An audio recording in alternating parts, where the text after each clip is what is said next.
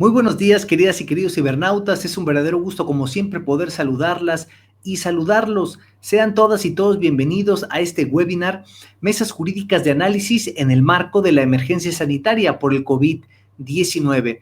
Yo soy el doctor Carlos Antonio Vázquez Azuara y a nombre de la doctora Petra Armenta Ramírez, directora del Instituto de Investigaciones Jurídicas de la Universidad Veracruzana, les damos la más cordial de las bienvenidas a esta mesa número 6, la última mesa de esta ronda de mesas que se han llevado a cabo en las últimas semanas, precisamente en este extraordinario evento académico. El tema de esta última mesa, la mesa número 6, es derechos humanos y servicios públicos básicos durante pandemias y emergencias sanitarias, el mínimo vital de la población más vulnerable. Sin duda alguna, cerramos con broche de oro con esta mesa que en el contexto actual representa un gran interés para todas y todos. Coordinadores, doctor Saúl Cortés Viveros y su servidor, Carlos Antonio Vázquez Azuara. Para comenzar, me permito cederle el uso de la voz a nuestro moderador, el doctor Juan Manuel Velázquez Yunes, quien nos acompañará a lo largo de esta mesa de análisis. Sin más preámbulos, le cedo el uso de la voz a nuestro moderador, a quien, por cierto, le agradecemos profundamente por su intervención en este ejercicio académico. Adelante, doctor Juan Manuel Velázquez Yunes. ¿Qué tal? Muy buenos días. Saludo a nuestra estimada audiencia. Sean bienvenidos todos ustedes. Hoy, 7 de julio, a nombre del Instituto de Investigaciones Jurídicas de la Universidad Veracruzana, de su directora, la doctora Petra Armenta Ramírez, y los coordinadores académicos, doctores Carlos Antonio Vázquez Azuara y Saúl Cortés Viveros, les damos la más cordial bienvenida a esta última mesa número 6, intitulada Derechos Humanos y Servicios Públicos Básicos durante pandemias y emergencias sanitarias, el mínimo vital de la población más vulnerable. Agradezco la distinción de estar hoy con ustedes y me permito presentar a los ponentes que participan el día de hoy con sus valiosos análisis. En primer lugar, la maestra Samaria Alba Carretero, el maestro Porfirio Aldana Mota, la maestra María Elisa Matilde Ceballos Díaz, la maestra Melisa Gómez Díaz, maestro Lauro Hugo López Sumaya, la maestra María Estrella Martínez Córdoba, el maestro Octavio Ruiz Méndez y por último el maestro Eulalio Velázquez Rojas y su servidor, doctor Juan Manuel Velázquez Yunes, moderador en el presente evento. Antes de comenzar, me permito informarles a nuestros participantes que tendrán un tiempo aproximado de 10 minutos para formular sus manifestaciones. Dichas intervenciones serán por orden de intervención antes y posteriormente será una segunda ronda de 1 minuto para agregar sus comentarios finales.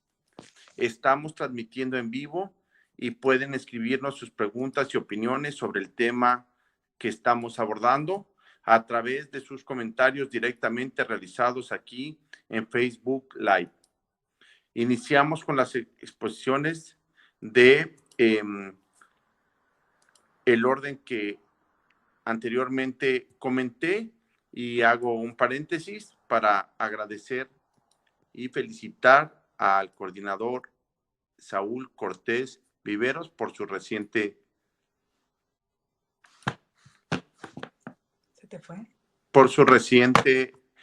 nombramiento y examen profesional ya para ser doctor con mención honorífica. Mi más alto reconocimiento por su excelente exposición. Entonces, iniciamos con la maestra Samaria Alba Carretero. Adelante, maestra, por favor. Muy buenos días a todo el auditorio que se encuentra interesado en esta mesa de análisis. Agradezco al Instituto de Investigaciones Jurídicas por la atenta invitación especialmente a la doctora Petra Armenta y al doctor Saúl por gestionar y coordinar este tipo de eventos académicos. Y bueno, comienzo mi intervención en esta mesa. Como ya mencionó el doctor Juan Manuel, esta mesa vamos a hablar de derechos humanos y emergencias sanitarias y también un poco de servicios públicos básicos. Bueno, mi participación va a ir inclinada directamente al derecho a la educación. ¿Cómo estamos viviendo el ejercicio de este derecho durante esta pandemia? Y voy a dar un poco del contexto, unas cifras que se han reflejado a nivel mundial. Y bueno, está claro que nadie estaba preparado para esto. Los estados no estaban listos para enfrentar esta situación que se vive actualmente. Sin embargo, tuvieron que tomar medidas necesarias para evitar el contagio de esta enfermedad. Y pues una de las medidas más importantes que tuvieron que tomar fue el cierre de escuelas y colegios dentro de nuestro país. Y también a nivel mundial se tuvo que tomar esa medida. Contextualizando un poco respecto a esta emergencia sanitaria, bien sabemos que el 31 de diciembre del 2019 se declaró por primera vez la enfermedad de COVID por la Organización Mundial de la Salud, y fue el 11 de marzo que fue declarada como pandemia. Es por ello que pues los estados tuvieron que tomar medidas al respecto.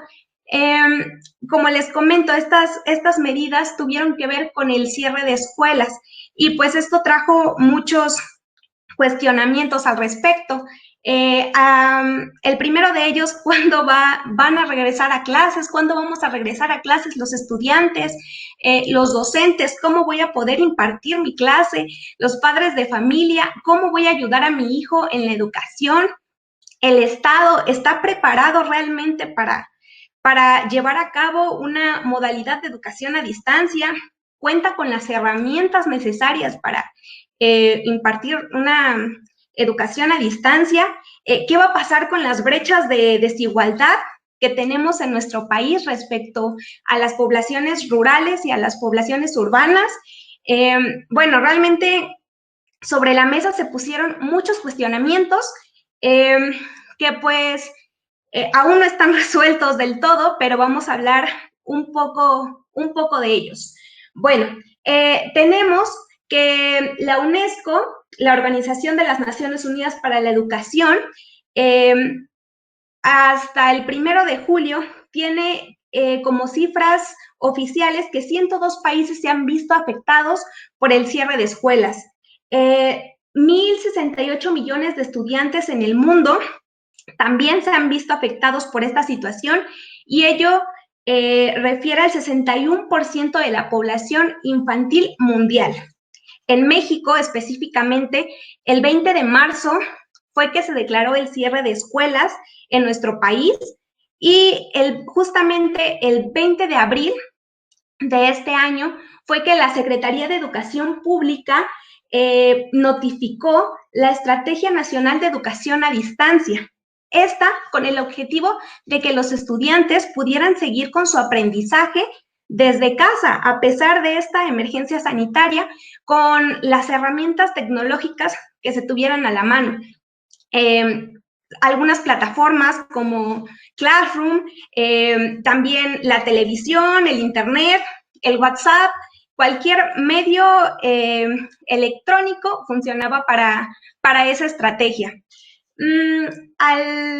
Hablando de educación superior, las medidas fueron las mismas, el cierre de escuelas, y también se tuvo que aplicar la modalidad a distancia. Esto también afectó a 4 millones de estudiantes y a 400,000 docentes en esa área.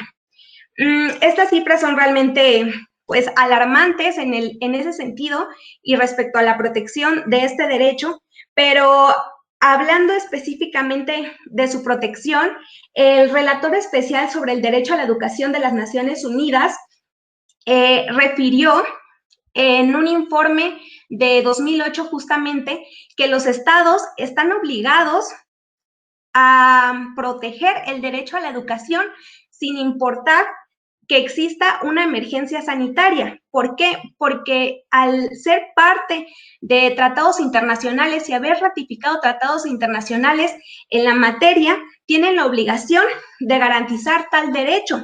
Y garantizar tal derecho no simplemente por garantizarlo. Este derecho tiene un contenido obligacional muy específico que está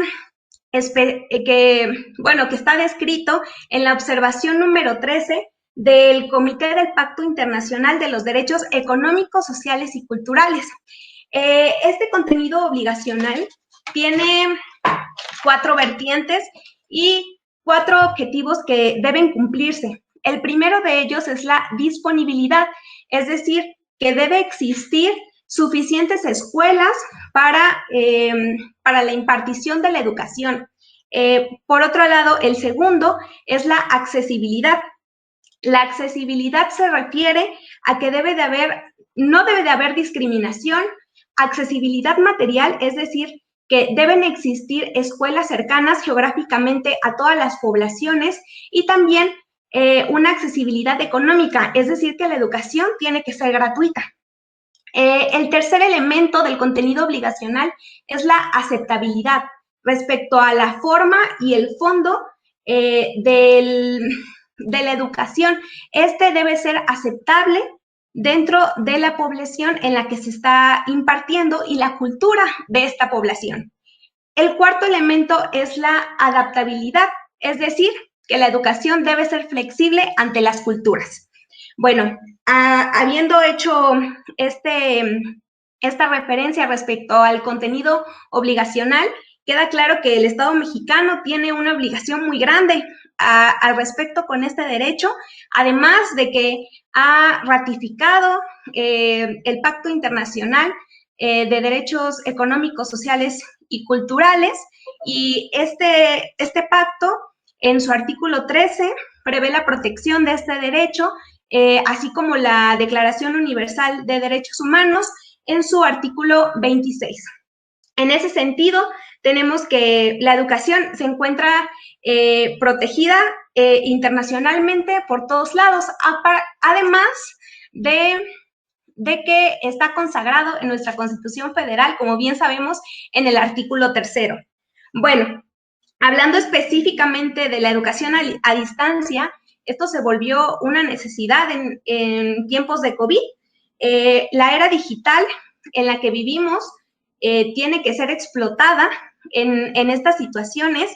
Sin embargo, hay muchos retos y desafíos que se tienen todavía en nuestro país y bueno, y también en muchos estados respecto a la protección de este derecho, pues para la educación a distancia, uno de los elementos esenciales es el Internet y aparatos electrónicos. Sin embargo, tenemos, según el INEGI, las cifras de porcentuales respecto a ello son muy bajas. Tenemos que el 44.3% de los hogares cuentan con computadora, para empezar. El 56.4% tienen acceso a el Internet y el 44% usan computadora como herramienta de apoyo escolar. Entonces, realmente los porcentajes son muy bajos y estas cifras denotan la brecha que existe de desigualdad que existe en nuestro país respecto al acceso a este tipo de tecnologías y al acceso a la conectividad como tal. También hablando del acceso al Internet, el Internet es un fenómeno totalmente urbano, según estos datos del INEGI, pues la población urbana tiene más acceso a este medio que la población rural. Entonces, dichas cuestiones realmente no favorecen a esta educación a la protección del derecho a la educación. Sin embargo, eso no implica que el Estado no deba de tener acciones afirmativas al respecto para poder protegerlo. Bueno, de momento, hasta aquí llegaría mi intervención y reservo el uso de la voz para dar mis conclusiones. Muchas gracias. Muchas gracias a la maestra Samaria Alba Carretero. Proseguimos con el maestro Porfirio Aldana Mota. Adelante, profesor. Muchas gracias. Saludo con gusto a los participantes de esta mesa y a todos los que nos siguen en esta transmisión para reflexionar sobre los derechos humanos durante la pandemia del COVID. México en estos días está sufriendo de dos pandemias. La primera, la del COVID-19, y la segunda, la pandemia de la pobreza. Para contextualizar esta, quiero mencionar que según cifras del INEGI, en el país de 120 millones de habitantes, 60 millones viven en situación de pobreza. Una cifra alarmante. Bueno, contextualizando nuevamente, la primera pandemia, la pandemia del COVID, inició en nuestro país a principios de marzo del presente año, y la segunda es tan antigua como la misma formación del Estado, lo que ha causado que exista mucha desigualdad económica, y que esta desigualdad económica se materializa también en desigualdad de hacer efectivos los derechos con que cuentan todas las personas. Es el conocimiento público que muchas personas, derivado de la suspensión de actividades por la pandemia del coronavirus, han perdido sus empleos y con ello sus ingresos para subsistir. Y otros quienes tienen que trabajar y arriesgarse a ser contagiados para poder llevar el pan día tras día. Todas las personas derivadas de esta pandemia han visto cómo se han limitado sus derechos. Por ejemplo, al libre tránsito, al trabajo, el derecho de reunión, el derecho de asociación. Pero las personas que más resienten o que son más vulnerables son los que se encuentran dentro de la economía informal. Los que no cuentan con un seguro médico, con una estabilidad laboral, como lo son los meseros y los vendedores ambulantes. Ellos se han de preguntar si tienen derecho para protegerse durante esta pandemia, y la respuesta es sí, sí tienen derecho. De inicio, la Constitución mexicana en su artículo 1 establece que todas las autoridades en el ámbito de su competencia están obligadas a respetar, proteger, garantizar y promover derechos humanos. Esas obligaciones se pueden dividir o clasificar en dos clases. Una es las negativas, que consisten en un no hacer por parte del Estado, y la segunda, las positivas, que implican una acción. También en el texto constitucional se reconoce el derecho a la igualdad y no discriminación, a la educación, a la salud, a una vivienda digna, al trabajo, a la seguridad social, a la alimentación y a un medio ambiente sano. Pero de la hermenéutica de todos estos derechos surge uno que no se encuentra explícitamente en la Constitución, que es el derecho al mínimo vital. La Suprema Corte de Justicia ha establecido que el derecho al mínimo vital, como aquellas condiciones básicas y prestaciones sociales necesarias para que la persona pueda llevar una vida libre del temor y de las cargas de la miseria, de tal manera que el objeto del derecho al mínimo vital abarca todas las medidas positivas o negativas imprescindibles para evitar que la persona se vea reducida en su valor como ser humano, por no contar con condiciones materiales que permitan llevar una existencia digna. Entre otras cosas, el derecho al mínimo vital es el piso mínimo que tiene que garantizar el Estado a las personas. El derecho al mínimo vital establece obligaciones al Estado de ambas clases, es decir, negativas y positivas, pero predominantemente más positivas, por lo que el Estado tiene que utilizar toda su maquinaria institucional para garantizar este derecho. Entre ellas, realizar políticas públicas con el objeto de proteger a las personas más vulnerables. Unos ejemplos de estas políticas públicas son los programas asistenciales que se están dando para los adultos mayores. Es de señalar que el fundamento de este derecho, el del derecho al mínimo vital, es la dignidad humana, que se encuentra con el principio de solidaridad, la libertad y la igualdad material, así como considerar a las personas en pleno uso de su libertad que necesitan una seguridad económica y satisfacción de sus necesidades básicas. Por ende, este derecho constituye gozar de prestaciones e ingresos mínimos para asegurar que toda persona su subsistencia y un nivel de vida digno, así como la satisfacción de necesidades básicas. Este derecho al mínimo vital tiene las siguientes características. Primero, deriva del principio de dignidad humana, en concordancia con los derechos fundamentales a la vida, a la integridad personal y a la igualdad, en la modalidad de decisiones de protección especial a personas en situación de necesidad manifiesta, es decir, para personas que se encuentren en un estado de vulnerabilidad. Segundo, está dirigido a los individuos en su carácter de personas físicas, es decir, que las personas morales o las empresas no pueden gozar de este derecho. Tercero,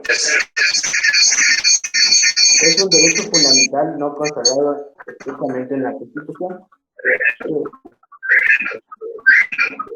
pero se puede considerar que forma parte de una penumbra de los derechos consagrados en los artículos 1, 3, 4, 6, 13, 25, 27 y 123. De los derechos a la vida, a la integridad física, a la igualdad, a la salud, al trabajo y a la seguridad social, entre otros, a través del cual se garantizan los requerimientos básicos indispensables para asegurar una subsistencia digna del individuo y su familia, no solamente relativo a la alimentación y vestuario, sino también en lo referente a la salud, a la educación, vivienda, seguridad social y medio ambiente. Cuarto, no puede entenderse como una protección económica únicamente, sino como una tutela vinculada con la dignidad de las personas, la integridad física, la vida y la protección a la familia. Con esto quiero terminar mi exposición por este momento para dejar participar nuevamente en la zona de conclusiones.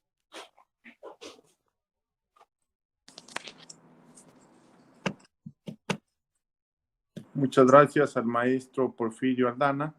Vamos a dar seguimiento con la maestra María Elisa Matilde Ceballos Díaz. Adelante, maestra, por favor. Muy buenos días. Agradezco a todos los que están conectados en este momento a estas mesas de análisis. Doy las gracias en representación del Instituto de Investigaciones Jurídicas y del mío propio.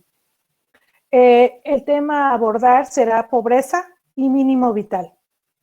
Sin duda, el mundo y el país se enfrentan una situación inédita, como es el enfrentamiento de una pandemia que ha implicado una cuarentena a nivel mundial. COVID-19 está teniendo un impacto negativo en el turismo, el comercio y la productividad, así como áreas de interés económico, pero también en el empleo. Con esta pandemia se ha reflejado en México todo un sistema deficiente, tanto en sanidad, en estructura médica, en desigualdad material, política, social, humana, así como ha dejado un escenario laboral sumamente precarizado, lo que refleja una carencia en el estado de bienestar. Antes de ingresar de manera directa a lo que se refiere el mínimo vital, me gustaría profundizar en cuál es el nivel de pobreza de nuestro país actualmente. Todos somos conscientes que medir el nivel de pobreza es muy complicado y en su mayoría depende del ingreso de las personas. La pobreza de las personas por ingreso resulta ser cuando la persona lo que le percibe económicamente no les alcanza para adquirir una canasta alimentaria, bienes y servicios básicos. El Coneval ha establecido en este año que el número de pobres por ingreso podría aumentar de un 48.8% que existía en 2018 a un 56% en este año en uno de los mejores escenarios y a un 56.7% en el peor de ellos. México es uno de los países latinoamericanos con mayor porcentaje de familias en riesgo de pobreza por el fuerte impacto de la pandemia. Esta declaración la realizó el CEPAL. Cuando se analiza la pobreza, resulta importante abordar el tema de la pobreza infantil, donde, en mi opinión, es uno de los problemas que deberíamos intentar atacar de tajo, básicamente porque los niños nacen en hogares pobres.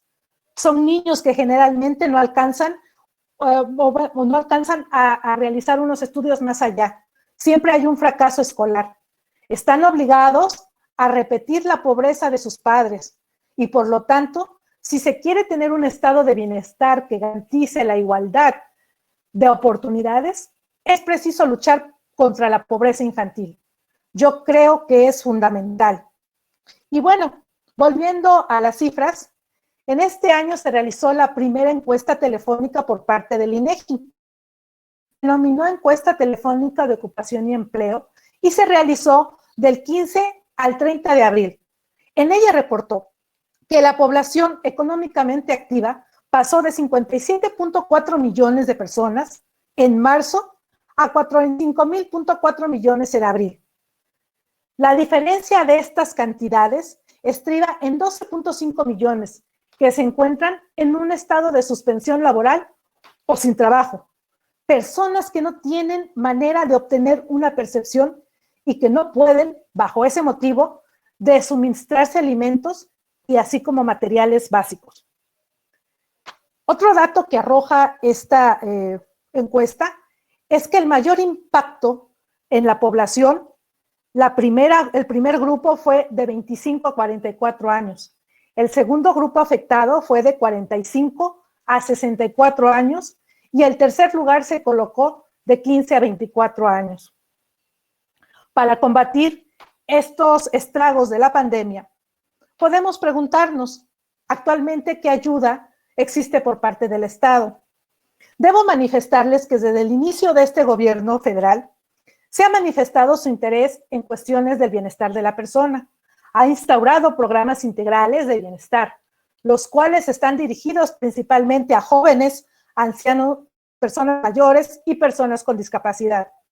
Actualmente, el gobierno del señor López Obrador ha implementado apoyos por esta contingencia y ha decretado los siguientes programas. Número 1, encontramos la pensión para el bienestar de las personas con discapacidad, jóvenes construyendo el futuro, crédito para trabajadoras del hogar, apoyo para trabajadores independientes afiliados al IMSS, crédito solidario a la palabra para pequeñas y medianas empresas. Sin embargo, es preciso mencionar que estos apoyos no son suficientes, ni tampoco abarcan a la colectividad que se necesita apoyar. Falta atender a más grupos vulnerables. Si bien estos programas fueron elaborados por el Estado con el fin de garantizar la obligación que tienen de crear las condiciones necesarias para el pleno goce y ejercicio de los derechos humanos, no se cumplen con proteger aún a la persona en lo que respecta a su derecho de vida. La Corte Interamericana ha afirmado que el derecho a la vida es fundamental porque su protección depende de la realización de los demás derechos y estos deben cumplir ciertas condiciones para una vida digna. Estas condiciones necesarias para una vida digna se han referido al acceso y a la calidad del agua, alimentación, salud, indicando que estas condiciones impactan de manera aguda al derecho a una existencia digna y a las condiciones básicas para el ejercicio de otros derechos humanos. Por lo que el Estado, en este caso el mexicano, tiene la obligación inmediata como garantizarlos sin discriminación y adoptar de manera rápida las medidas para lograr su realización. Es por ello que en el mundo se busca implementar medidas que ayuden a las personas. Una de ellas es el ingreso al mínimo vital, que garantiza cierta cantidad de dinero cada mes a las personas que hayan perdido su empleo a causa de la pandemia. Este mínimo vital lo podemos encontrar regulado en la Constitución Política de los Estados Unidos Mexicanos, en el Pacto Internacional de Derechos Económicos, Sociales y Culturales, en el Protocolo Adicional a la Convención Americana sobre Derechos Humanos en materia de derechos económicos, sociales y culturales, comúnmente conocido como el Protocolo de San Salvador. El derecho al mínimo vital es conformado por la satisfacción y protección de diversas prerrogativas que en su conjunto conforman la base del cual el individuo cuenta con las condiciones y de participación activa en la vida democrática del Estado, incluyendo, bueno, los derechos, educación, vivienda, salud, salario digno, seguridad social, medio ambiente, en fin. Así que con el fin de contribuir con una búsqueda de alternativas viables para poder solventar estas consecuencias graves del COVID, un grupo político propone promulgar una ley de ingreso mínimo vital de emergencia para mitigar los efectos del desempleo y la falta de ingresos. Ha empezado el debate para saber si el otorgar el ingreso mínimo vital tendrá que ser permanente o provisional. Esto mientras dure la crisis. Tampoco hay un acuerdo en torno al monto a entregar ni a quién se le deberá ayudar. A respuesta de estas confrontaciones, se debe considerar que México debería tener una prestación al mínimo vital de carácter permanente. Eso sería lo ideal a fin de tener un estado de bienestar completo.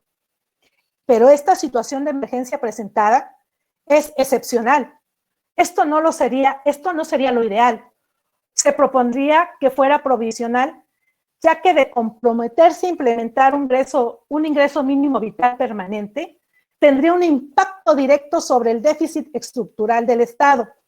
Habría que ver la posición que vamos a tener en los próximos meses a nivel internacional y que esta prestación de carácter excepcional posteriormente va a servir para que sea un puente entre la prestación del carácter permanente, que es lo que se necesita, como ya se dijo, para implementar el carácter del bienestar de la población.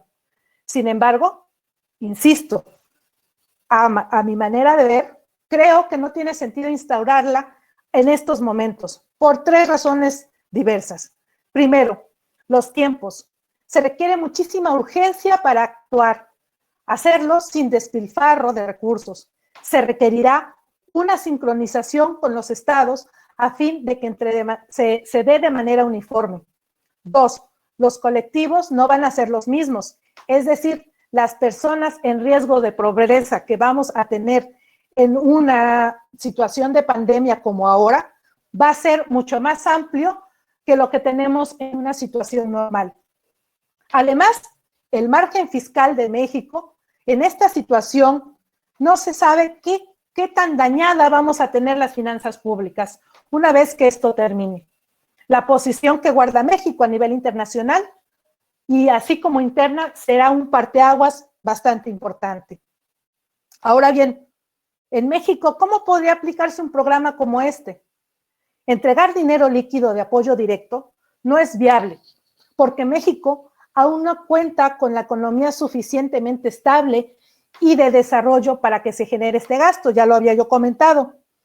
Para la entrega de esta ayuda, va a ser necesario tener 2 cosas indispensables, un padrón y un diagnóstico realista, ya que no sería posible determinar de manera eficaz quién necesita este apoyo ni a dónde se le tendría que entregar. El gobierno debe considerar 2 cosas para obtener recursos. Primero, solicitar préstamos a los organismos internacionales.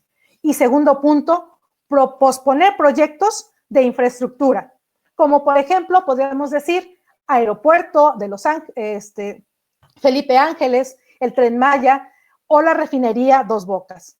Sin embargo, el gobierno está apostando a un fin que es muy riesgoso, no endeudarse, para no tener que pagar a futuro y no estar en una situación endeble y poder destinar más recursos después. Voy a aguantar el huracán como lo tengo. Eso es lo que dice el gobierno. Es una postura riesgosa, pero si le sale bien, el despegue, es decir, la recuperación, podría ser mayor. Muchísimas gracias. Esta es toda mi participación y estaré atenta a las conclusiones, así como sus comentarios. Muchísimas gracias. Muchas gracias a la maestra Elisa. Le pedimos que continúe la maestra Melisa Gómez, si es tan amable. Muchas gracias, doctor.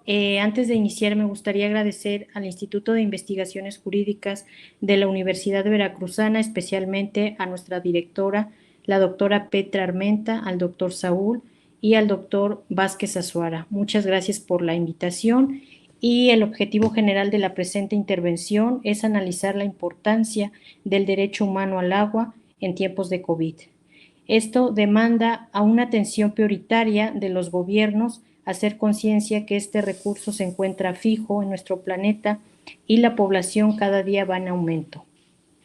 La emergencia sanitaria que representa esta enfermedad de COVID-19 evidencia la desigualdad tanto social, económica, política y sobre todo una vulnerabilidad de la especie humana. Esto nos hace pensar como sociedad qué es lo que estamos haciendo. Como bien lo digo, esta vulnerabilidad social, por llamarlo así, tiene diferentes rostros. Quienes tienen garantizados los derechos humanos, como es el acceso a la salud, el acceso al agua, a quienes no tienen garantizados estos derechos, que viven con un alto índice de marginación y pobreza. Por tanto, esta emergencia sanitaria alerta sobre la importancia de avanzar en la garantía de los derechos humanos desde una perspectiva estatal, que visualice las acciones como una intervención, no como un gasto. Para el caso de América Latina, si bien es cierto, en su conjunto enfrenta una serie de problemas de seguridad hídrica que derivan de diversos factores, como esto puede ser el cambio climático, la gestión de riesgos, financiamiento, institucionalidad, falta de gobernanza, etcétera, lo cual ha provocado en las regiones una grave desigualdad en el acceso al agua. Según datos de la Organización Mundial de la Salud, han manifestado que las enfermedades por cuestiones hídricas, el 85% a nivel mundial es por la contaminación del agua o esta por la escasez. A diferencia de nuestro país, que si bien a partir del 2010 ya se han hecho acciones de reconocer este derecho humano, el Estado mexicano ha hecho una serie de esfuerzos y por dar algunas estadísticas del agua en México, la cobertura formal de agua potable y drenaje en nuestro país es del 89.8% aproximadamente. Si bien hay alguna desigualdad, como lo marco, en algunas circunscripciones territoriales, por ejemplo, la zona norte, centro, noroeste, que tiene el 77% de la población, que genera el 87% del Producto Interno Bruto y tiene el 31% de agua renovable. Para el caso del sur y el noroeste, que habita el 23% de la población, se genera el 13% del PIB. Por lo tanto, este sector de la población es altamente vulnerable a COVID-19. Para el caso de los municipios, si bien en la mayoría existe un rezago tanto en la operación como en la gestión de este servicio. Con relación al tema del agua potable y al saneamiento, se observa que este servicio se lo ofrecen a 2.429 municipios o demarcaciones. Por tanto, 1.939 municipios contaron con drenaje y alcantarillado y únicamente 787 con tratamientos de aguas residuales. Si bien el artículo 115 de la Constitución Federal establece la obligación que tiene la autoridad municipal a la prestación de los servicios de agua potable, en este caso el saneamiento, hay otras autoridades que ostentan, que determinan el cumplimiento de este mandato. Para el caso de la entidad veracruzana, si bien el alcantarillado y la cobertura de agua potable es del 78.1%, ocupamos el lugar 26 a escala nacional. Si bien el problema en la cobertura de agua potable y alcantarillado se ve reflejado este problema un poco más marcado en el medio rural. Sin embargo, en las zonas urbanas como la capital del estado, ya lo estamos viviendo, que hay diversas frecuencias de tandeos, entonces pues también es preocupante. Sin embargo, estas cifras oficiales se constatan que los reclamos ciudadanos que hoy en día hacen patente el insuficiente insumo del agua, tal es el caso como lo observa la norma general número 15 del Comité de Desarrollo Económico, Social y Cultural de las Naciones Unidas. Bajo este contexto o estas estadísticas que acabo de mencionar, mi pregunta es, ¿cuál es la situación actual del acceso al agua en tiempos de COVID? Si bien la Comisión Nacional de Agua, la CONAGUA, ha implementado o ha mencionado que se han establecido un plan de acción y esto incluye 2 ejes estratégicos. El primero es contribuir al abastecimiento de agua en hospitales prioritarios como son las ciudades, comunidades rurales. Por otro lado, está el manejo de agua en la agricultura para mantener una seguridad alimentaria. Si bien también han establecido un inventario nacional de infraestructura de almacenamiento y de agua, y esto es una revisión de accesos en 962 hospitales que es IMSS, ISSSTE y algunos hospitales del sector privado. Con el fin de que tengan las condiciones indispensables para recibir el abastecimiento mediante pipas y plantas potabilizadoras.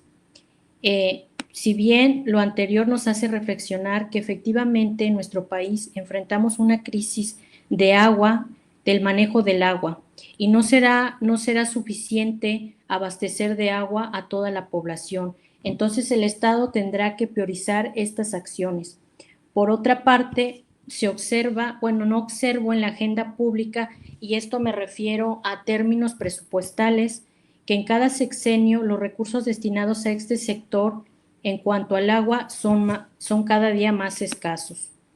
En consecuencia, será muy difícil gestionar los servicios de agua e infraestructura hidráulica en nuestro país.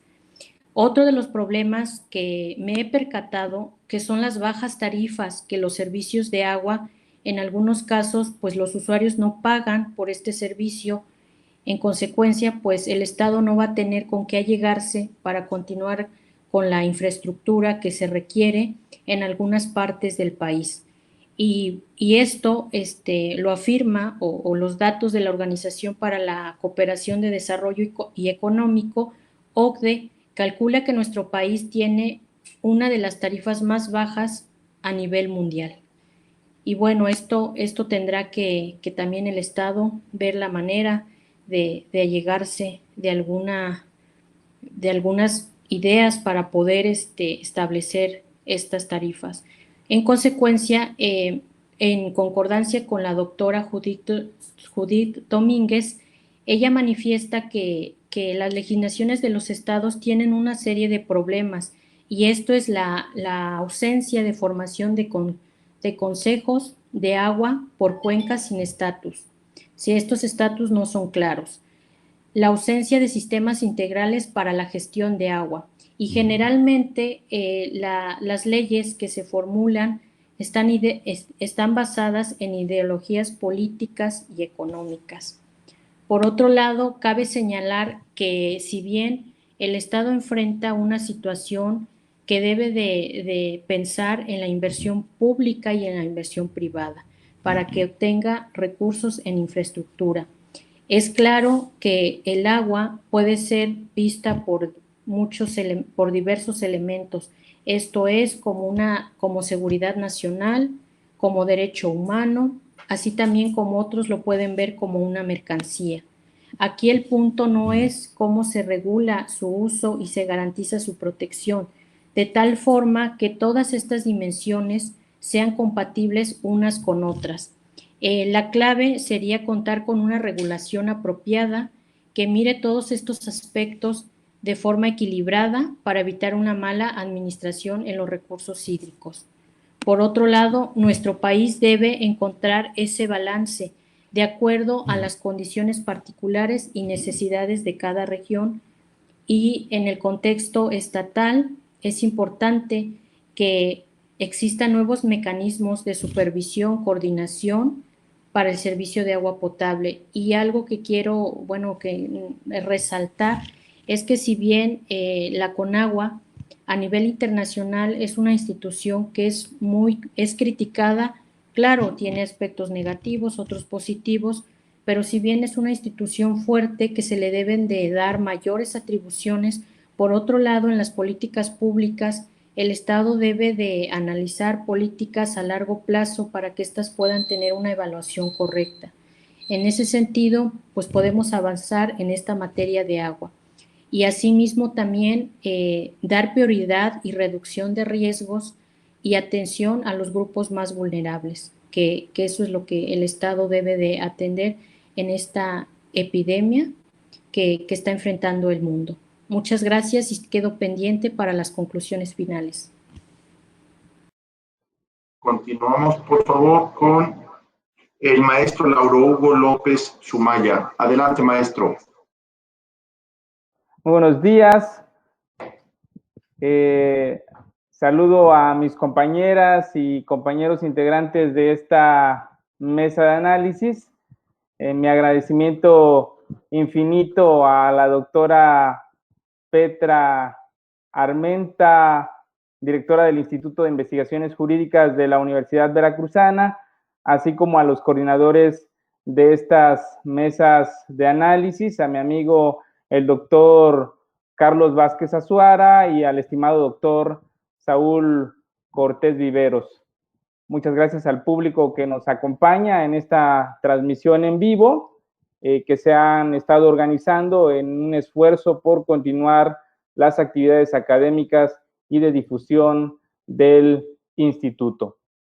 Adentrándonos al tema que nos ocupa, según el informe de la Subsecretaría de Derechos Humanos de la Secretaría de Gobernación del Gobierno Federal, contenido en las observaciones sobre violaciones a derechos humanos durante la contingencia sanitaria por COVID-19 de abril a mayo de 2020, publicado en su página oficial, México presenta un alto índice de casos de violación a los derechos humanos, principalmente por sanciones administrativas desproporcionadas como multas o arrestos, cierre de fronteras, caminos y carreteras, toques de queda, retenes y otras medidas restrictivas a libre tránsito, restricción a los servicios de salud y actos de discriminación con reportes por obligación de trabajar estando en situación personal de riesgo,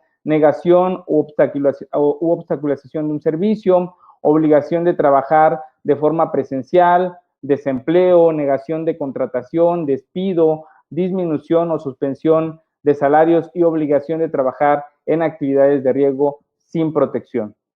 Incluso se han difundido algunas manifestaciones del personal del sector salud reclamando la falta de insumos o material de salud adecuado para enfrentar la pandemia, lo que vulnera su derecho a un trabajo sin riesgo para su propia salud y al de su familia.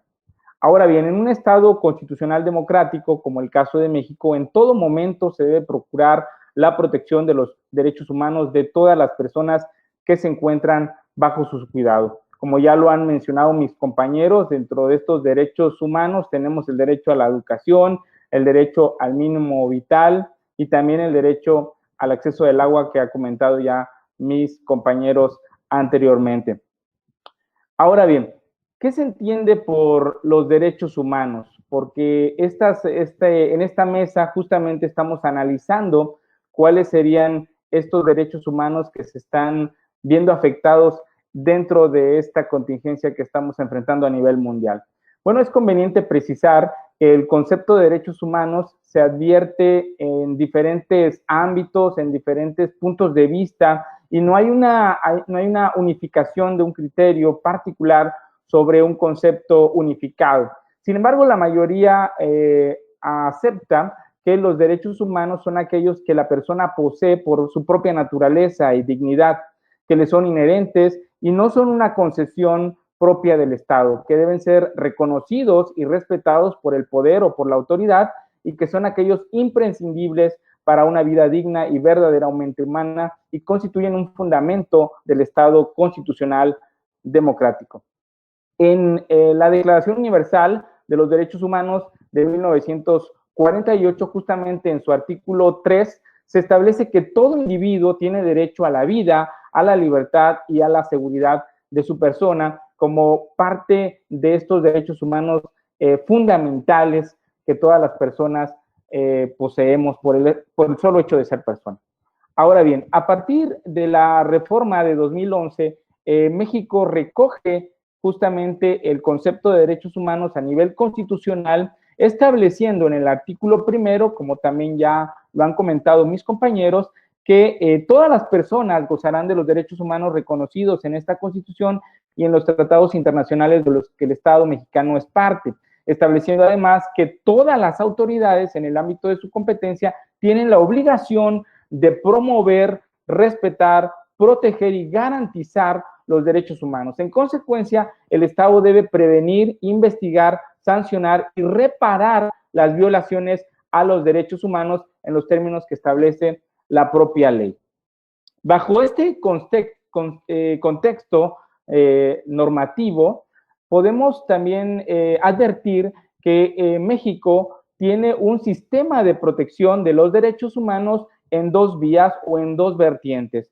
El primero de ellos es por la vía jurisdiccional y otro es por la vía no jurisdiccional. ¿Quiénes se encargan de establecer o de dar seguimiento o, en su caso, resolver o amparar o proteger estos derechos por estas vías? Bueno, por la vía jurisdiccional, como propiamente lo indica el término, pues se encargará el Poder Judicial de la Federación a través del juicio de amparo, que es, digamos, el método más idóneo, el método más eficaz para poder accionar la función del Estado para proteger justamente los derechos humanos que se hayan vulnerado. También se puede controvertir alguna ley, algún acto de gobierno a través de una acción de inconstitucionalidad o a través de una controversia constitucional que eventualmente contravenga disposiciones de carácter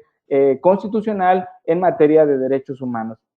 Sin embargo, de estos tres mecanismos jurisdiccionales, el que está, digamos, al alcance, a la mano de la población, de los ciudadanos que ven vulnerados sus derechos humanos en su esfera individual, pues es por excelencia el juicio de amparo. Por otro lado, tenemos los medios de defensa no jurisdiccionales y de esto se encarga justamente la Comisión Nacional de los Derechos Humanos y a su vez las comisiones nacionales, las comisiones estatales de derechos humanos justamente en cada una de las entidades federativas que conforman nuestro país. Y este justamente es el sistema de protección no jurisdiccional en materia de derechos humanos, que se accede a él a través de quejas o a través de investigaciones de oficio que la propia Comisión Nacional de los Derechos Humanos puede iniciar a partir de algún hecho que considere como un acto grave de violación de derechos humanos.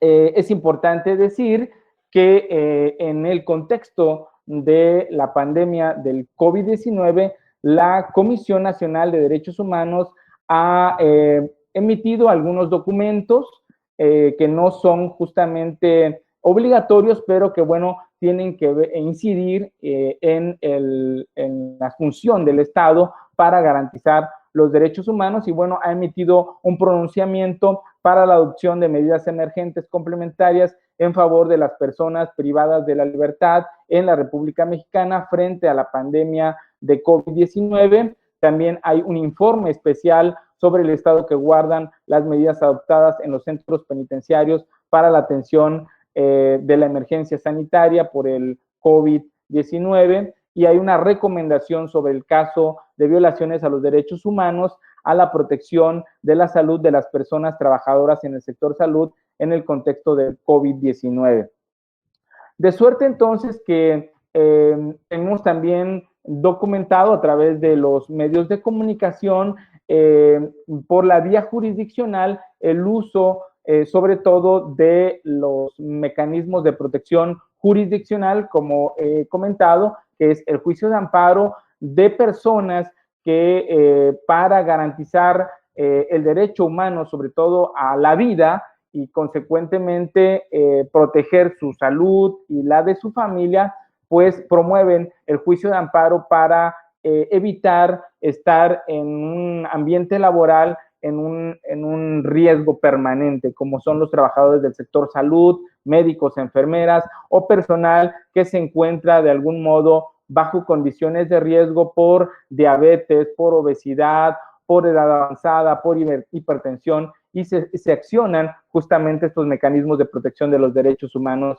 Y bueno, también hay registro de otros amparos que se han estado promoviendo por restricciones al libre tránsito y ahora también por imposiciones de multas excesivas, sobre todo en el ámbito local e incluso que llegan hasta el arresto administrativo. Pero bueno, este sería, digamos, el marco general de los mecanismos de protección de los derechos humanos que están a disposición al alcance de la ciudadanía en este marco de la pandemia por el COVID-19. Hasta aquí dejaría mi intervención y estaré pendiente también para las conclusiones.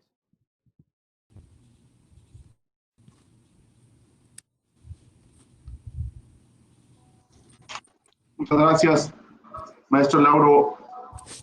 Continuamos con la maestra María Estrella Martínez Córdoba. Buenos días. Adelante, por favor.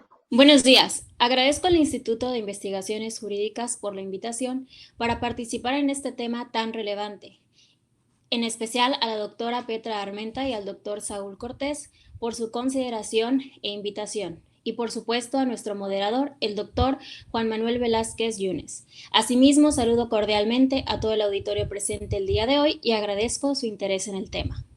La pandemia generada por el virus SARS-CoV-2, también denominado COVID-19, ha impactado a la sociedad de diversas maneras, causando una emergencia sanitaria global, razón por la cual ha sido necesario implementar protocolos de seguridad para preservar la salud de las personas y, por consiguiente, su vida. Cabe destacar que dicha pandemia ha originado a su vez una crisis económica, social y de derechos humanos. Derivado de lo anterior, surgen los siguientes cuestionamientos. ¿Cuál es el mínimo vital que el Estado mexicano debe proteger? ¿Deben generarse protocolos especiales para los grupos en estado de vulnerabilidad? De acuerdo con la Resolución Primera 2020 de la Comisión Interamericana de Derechos Humanos, las Américas es la región más desigual, en la que existen brechas sociales ejemplificadas por la pobreza, pobreza extrema, falta de acceso al agua potable, inseguridad alimentaria, contaminación ambiental, informalidad laboral y falta de seguridad social, lo cual resulta en que la contingencia sanitaria tenga un impacto socioeconómico negativo.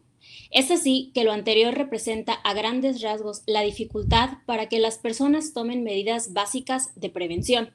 A consecuencia de lo establecido con anterioridad, el acceso a sistemas de salud pública, con la finalidad de diagnosticar y tratar de manera oportuna a las personas contagiadas por dicho virus, resulta inaccesible para un sinnúmero de ciudadanos, vulnerando así el derecho humano a la protección de la salud. Concatenado a lo anterior, al día de hoy existen más de 239,000 casos confirmados en México, con más de 29,189 defunciones, y en el estado de Veracruz, más de 9,812 casos confirmados y más de 1,474 defunciones. Lo anterior significa que dicha enfermedad tiene una letalidad mayor al 10%, reflejando así un área de oportunidad para el sistema de salud pública. De acuerdo con Guillermo Escobar, el derecho a un mínimo vital se refiere al derecho de todos los individuos que forman una comunidad a contar con una cantidad mínima para hacer frente a sus necesidades más básicas. Es decir, se refiere a la obligación por parte del Estado a garantizar las necesidades básicas de las personas para su desarrollo y protección a su integridad a través de los servicios públicos.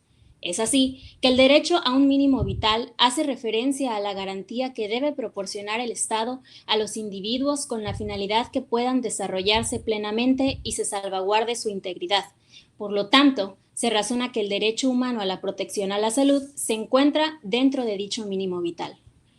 Cabe destacar que el derecho a un mínimo vital es aplicable a todos los individuos que conforman a la sociedad. Sin embargo, resulta pertinente recalcar que existen grupos de personas en estado de vulnerabilidad, como lo son las personas privadas de la libertad en los centros de reinserción social. A raíz de la contingencia sanitaria global, la Comisión Nacional de Derechos Humanos señaló la importancia de prestar especial atención a las personas privadas de la libertad en los centros de reinserción social, quienes como grupo de personas en estado de vulnerabilidad requerían de una planeación de prevención y actuación específica, considerando las diversas observaciones y recomendaciones efectuadas mediante los diagnósticos nacionales de supervisión penitenciaria realizados anualmente. Concatenado lo anterior, con base en el Diagnóstico Nacional de Supervisión Penitenciaria del año 2019, el 63% de los centros de reinserción social cuentan con condiciones materiales deficientes, reflejando una carencia en equipamiento e higiene en los dormitorios. El 32.79% de dichos centros evidencian una notoria deficiencia en los servicios de salud, mientras que el 33% cuenta con sobrepoblación y el 32% con hacinamiento. En abril de 2020, la Comisión realizó un pronunciamiento para la adopción de medidas emergentes complementarias en favor de las personas privadas de la libertad en la República Mexicana respecto de la pandemia por COVID-19, en el cual los principales puntos a considerar fueron los siguientes: las deficiencias en la infraestructura de salud de los penales, que potencializan el contagio y propagación del virus; la urgencia de garantizar los derechos de salud de las personas privadas de la libertad, toda vez que de lo contrario el Estado mexicano enfrentaría los impactos generados de las violaciones sistemáticas a sus derechos humanos; reforzar las acciones preventivas, urgentes e inmediatas con la finalidad de garantizar principalmente el derecho a la salud y a la integridad personal. Asimismo, diseñar y ejecutar un programa nacional de despresurización penitenciaria. De modo que resulta pertinente y trascendente establecer la importancia de la realización de dichas medidas de prevención, toda vez que fueron derivadas de un análisis previamente realizado de manera anual en los que se aprecian las deficiencias en los centros de reinserción social, como por ejemplo, la escasez de infraestructura en el sistema de salud, carencia del personal médico y de medicamentos, hacinamiento, así como la ausencia de limpieza, agua potable y materiales desinfectantes, lo cual traería como resultado la inevitable propagación del virus, posicionando a las personas privadas de la libertad como un grupo en desventaja para adoptar las medidas de prevención de contagio necesarias. Como consecuencia de lo mencionado con anterioridad, la Secretaría de Salud y el INSABI emitieron el protocolo de actuación para la atención de COVID-19 al interior de los eferesos, en la que consideraron actuaciones de prevención y atención. Al día 1 de julio del 2020, la Comisión realizó un análisis respecto de las medidas implementadas por parte de los estados, llegando a la conclusión que en el ámbito estatal existe una sobrepoblación en los centros de reinserción social. Sin embargo, a pesar de las medidas implementadas en dichos centros, al día 15 de junio del 2020, la Comisión había recibido más de 539 llamadas telefónicas por presunta falta de atención médica a la población privada de la libertad de diversos padecimientos, entre ellos el virus SARS-CoV-2. Asimismo, la Comisión informó que al 4 de junio del 2020 existían más de 395 casos confirmados de COVID-19, 232 casos sospechosos y 59 defunciones entre la población privada de la libertad. Respecto al estado de Veracruz, se llegó a la conclusión que de 17 centros de reinserción social, 8 se encuentran con sobrepoblación y que las medidas aplicadas para prevenir el contagio por el virus COVID-19, en teoría, han sido generales, personales, informativas, uso de antiséptico y detección y atención a las personas portadoras de dicho virus. Empero, la Comisión estableció las áreas de oportunidad existentes en los centros de reinserción social de dicho estado. siendo la mayoría en el sector salud. Lo anterior, toda vez que las medidas sanitarias no son respetadas, no se cuenta con el personal de salud suficiente y no se aplican pruebas para la detección de COVID-19. En ese tenor de ideas, la Comisión ha observado que la población privada de la libertad no usa cubrebocas, no conservan la sana distancia y no cuentan con dispensadores de gel antibacterial. Por el momento, hasta aquí sería mi participación y quedo pendiente de las conclusiones. Muchas gracias.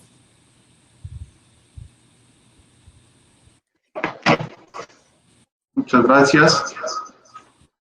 Continuamos con el maestro Octavio Ruiz Méndez. Gracias, doctor. Igual a los doctores Carlos Vázquez Azuara, al doctor Saúl Cortés Viveros y a la doctora Petra Armenta Ramírez por el excelente trabajo en la difusión a la cultura jurídica y bienvenidos a todos los asistentes a este webinar. El reto más grande que se enfrenta actualmente es garantizar los derechos humanos. Contamos con un sinfín de recursos legales, doctrinales y multidisciplinarios, pero no se ha logrado forjar una estrategia que funcione en todos los sectores y en todos los estados a nivel mundial.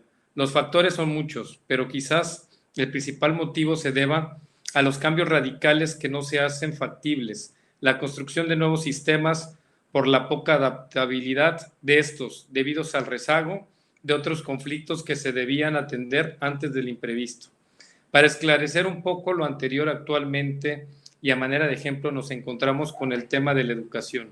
Su impartición ha emigrado a los sistemas online debido al fenómeno que está marcando el inicio de la nueva década y la aceptación en nuestro país fue desfavorable debido a que relucieron conflictos que ya existían pero no fueron atendidos con anterioridad, como la calidad de las plataformas, la adecuación de los planes de estudio, la capacidad económica del sector estudiantil para acceder a este sistema virtual, entre otras situaciones, y actualmente navegamos contracorriente. Y quizás el panorama dista de lo que podría considerarse como una estabilidad. Carecemos de un modelo normativo que garantice la calidad. Podemos quizás en estos casos improvisar tomando como referencia otros existentes. Lo lamentable es que la mayoría de estos modelos también se alejan de la realidad a la que nos desarrollamos y entonces el caos nos acompaña. Una vez más nos damos cuenta de que si bien falta mucho por crear, también se necesita trabajar con lo que existe para atender lo que acontece. Quizás sea esa línea en la que se desarrolla esta reflexión. Son muchas las situaciones que se suscitan en estos momentos. Un gran porcentaje deriva de la pandemia por el nuevo COVID-19 y otro tanto por ciento de diversas crisis que ya albergaban en las agendas internacionales desde hace algunos años y que su aumento o impacto coinciden con esta emergencia sanitaria.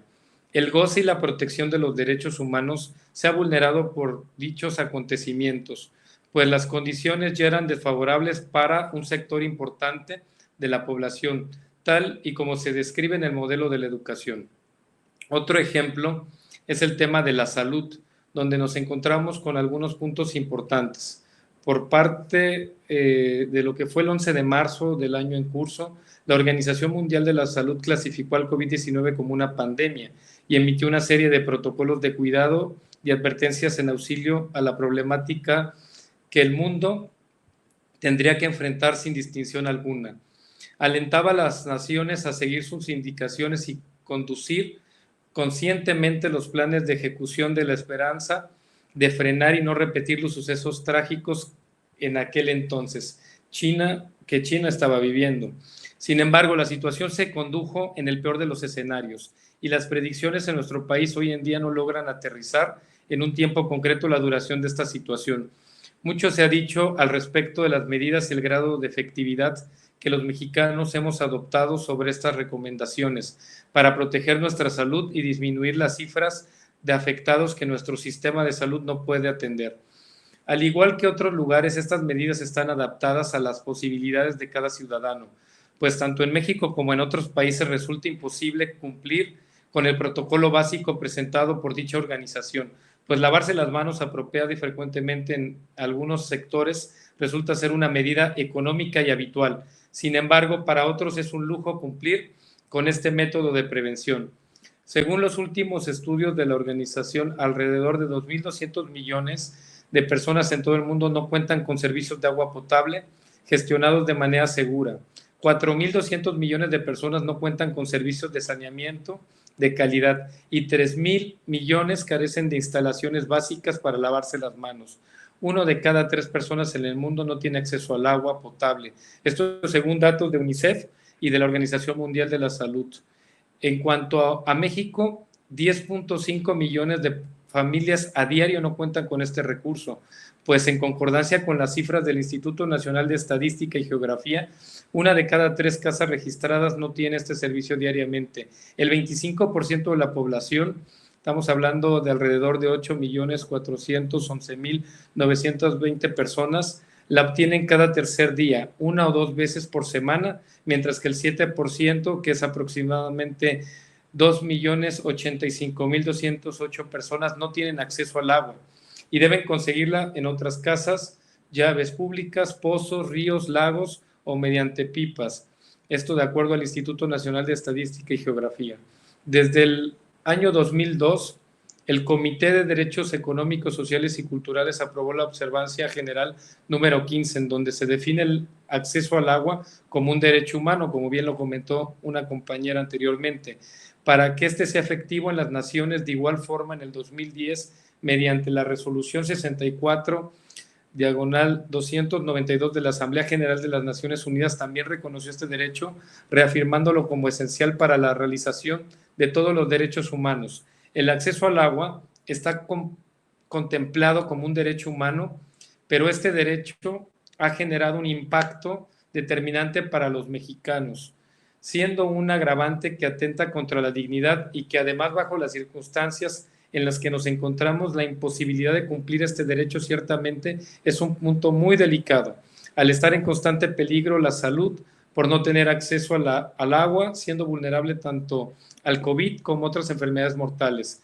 Se tiene acceso al agua a través de un servicio público brindando, en nuestro caso, por el Estado, al igual que otros que no son esenciales para la existencia y desarrollo digno de la población. Los servicios públicos se definen como toda actividad organizada tendiente a resolver necesidades de interés general, colectivas o públicas de la población, en forma regular, continua y obligatoria, de acuerdo con un régimen jurídico especial de derecho público, con la participación activa de la administración pública en la prestación directa, en su regulación y control. Son aquellas actividades que satisfacen necesidades colectivas, generalmente esenciales, que deben ser ofrecidas en forma universal, obligatoria, continua y en condiciones de igualdad y calidad a toda la comunidad.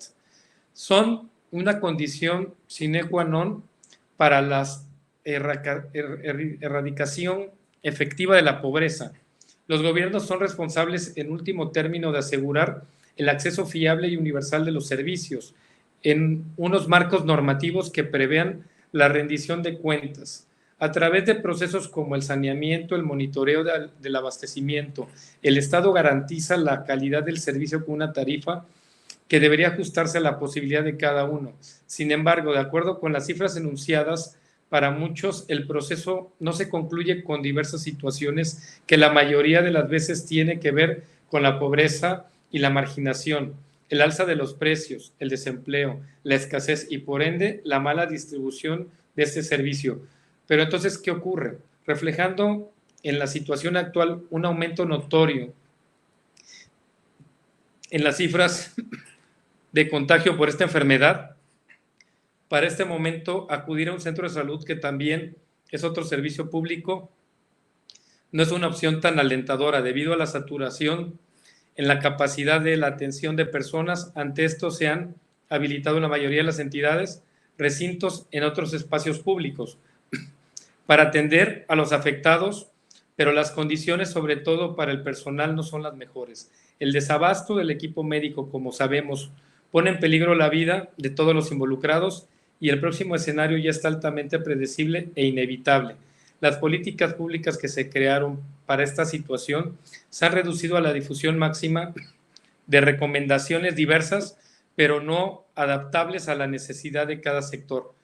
pues muchos se ven imposibilitados de permanecer en sus domicilios para evitar contraer el virus, pero también tienen el acceso a insumos recomendados para disminuir el riesgo y se convierten en personas altamente vulnerables, cuyas opciones nunca fueron variadas porque tienen la necesidad, por ejemplo, de trabajar para subsistir y hacer frente a las necesidades básicas. Carecemos de un protocolo emergente que proteja los derechos humanos de la ciudadanía, pero también se carece de una cultura de prevención. La legislación, si bien menciona, no regula satisfactoriamente la gestión de los servicios públicos que antes de la emergencia sanitaria ya eran un problema serio, el Estado mexicano es receptivo ante todos los protocolos generados, pero no se ha velado, insisto, por el funcionamiento real.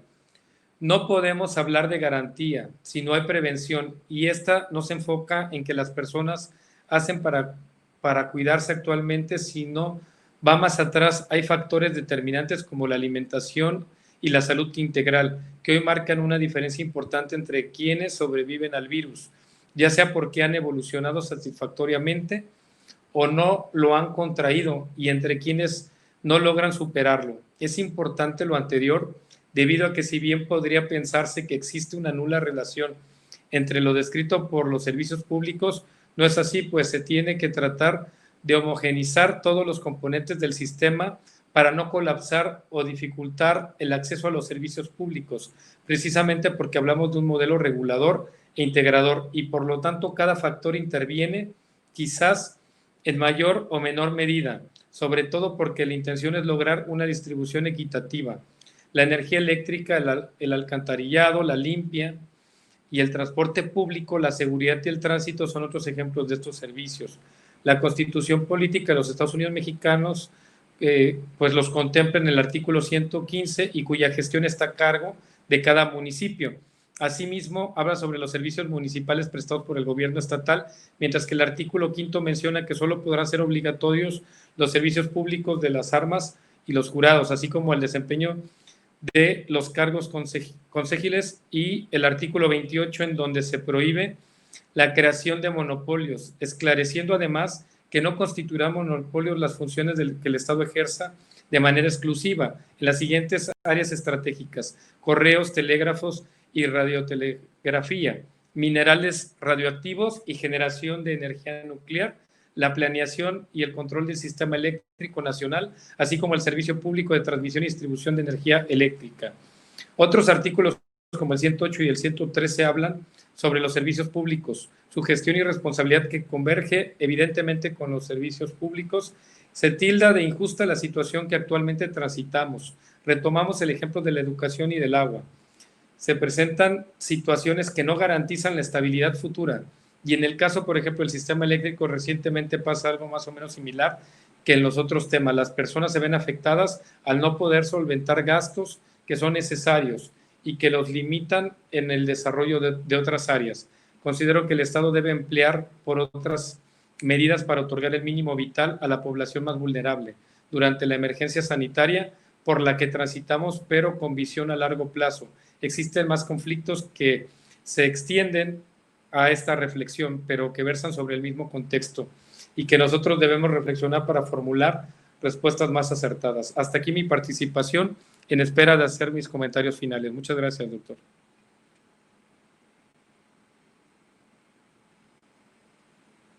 Muchas gracias al maestro Octavio Ruiz Méndez. Continuamos con el maestro Eulalio Velázquez Rojas. Sí, adelante. Hola.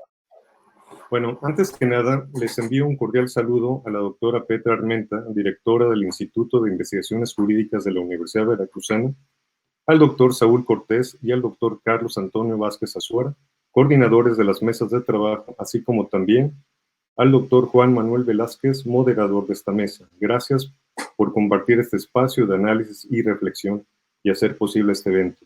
De igual manera, saludo a mis compañeros que nos sintonizan por este medio y a las personas que comparten de su tiempo, así como los compañeros de esta mesa. El tema sobre el cual hablaré se refiere a la posición ideológica de este fenómeno sobre emergencia sanitaria. Quisiera comentar que vivimos en un periodo donde el contacto humano se ha convertido en un riesgo por sí mismo. cuyo momento histórico ha transmutado nuestras formas de socialización y de acceso a lo concreto. A lo que antes se consideraba cotidiano, ahora es la línea delgada entre la vulnerabilidad del derecho o no. Esto con un rechazo sistemático de una parte de la población hacia el mito o a la realidad, lo que ha incidido negativamente en lo que llamamos el umbral de la tolerancia, del deber ser y a lo que ahora se es. Por un lado, el grupo incorporado al mito cree fehacientemente que diariamente se le está violentando sus derechos a la educación, a la salud, a la libertad de tránsito, al empleo o simplemente al ejercer una actividad comercial. Por el contrario, aquellos que creen en la realidad están preocupados por la falta de acciones sanitarias por parte del gobierno y al exceso de libertades y de nulas medidas de preventivas de algunos establecimientos comerciales y de ciertas localidades. Hace apenas unos meses, muchos de los que aquí estamos presentes nunca habríamos pensado en despertar de nuestro imaginario social y vernos con cierto grado de aislamiento, así como tampoco con el uso frecuente de tecnologías, a que ahí estaban, pero inertes, y que se fueron incorporando, recuperando aquella habilidad de adaptación innata hacia lo innovador. Esta nueva forma de concebir la realidad se suma a una serie de cambios jerarquizados, pero sí obligados en esta nueva realidad. Quisiera decir que entre más desarrollada es una sociedad con más reglas y normas, estas tienden a no aplicarse correctamente por las complejidades de sus especificaciones. Esto quiere decir que la dinámica de una sociedad es compleja y ambivalente a la vez. En algunos casos es predecible, pero en otros estadísticamente confusa. La pandemia ha afectado a diferentes sectores sociales, los cuales obedecen a intereses particulares, sobre todo cuando se desean imponer reglas, donde algunos las acatan, pero otros tienden a no estar de acuerdo y a ejercer acciones sociales y o legales. Aunque se entienda a esta como una idea orientada a la salud, es visible, para aquellos que creen en el mito, que existen una serie de laceraciones a los derechos fundamentales. Es importante subrayar que estas medidas de contingencia van cambiando dependiendo de las circunstancias y los niveles de gobierno, los cuales van cediendo sus actuaciones hasta lo que pasa hoy en día. Para dar un ejemplo, en materia federal, no se puede privar al derecho a la educación, sobre todo al de la salud, pero tampoco se puede obligar a poblaciones con alto grado de marginación a acceder a esta, a través de las tecnologías u otros medios. Entonces, ¿hasta dónde llega el derecho de la educación, el derecho a la salud y la obligación del gobierno o del Estado para brindarlo? Parecería una respuesta compleja, sin embargo, la congruencia de los tres niveles de gobierno bastaría para responder a dicha interrogante, dado que la descentralización de las entidades federativas se dio efectivamente para que los gobiernos locales pudieran llegar hasta donde la federación no podía. Y en caso particular, los municipios, a través de la Comisión de Ediles, debería de proveer el mínimo indispensable para satisfacer esos derechos. Desafortunadamente, todo se quedó en las máximas del discurso. En ese sentido, la concurrencia de los tres órdenes de gobierno en función de la prevención y atención de la emergencia sanitaria quedaría de la siguiente manera. Por ejemplo, el gobierno federal nos brindaría las directrices y estrategias generales a través de un Plan Nacional de Contingencia, que sean congruentes con la Constitución Política de los Estados Unidos Mexicanos en su artículo 4, referente al derecho de salud. Todo apegado a las recomendaciones para su prevención y control que emite la Organización Mundial de la Salud. En ese sentido, el gobierno federal le queda informar claramente sobre la estadística, brindar los apoyos necesarios en materia de salud, evitar el colapso de la economía nacional y generar los mecanismos para continuar con la educación formal y la promoción del empleo. En el caso de las entidades federativas, acatan las recomendaciones de acuerdo a sus características y de conciencia social. Determinan cuáles son las funciones sustantivas y necesarias para ir graduando los ordenamientos federales, de tal forma que se van emitiendo acuerdos interinstitucionales para el resguardo de sus trabajadores, de sus usuarios y de la continuidad de sus servicios, sustancialmente en materia de salud y de seguridad pública, así como todas aquellas actividades sustantivas y no sustantivas.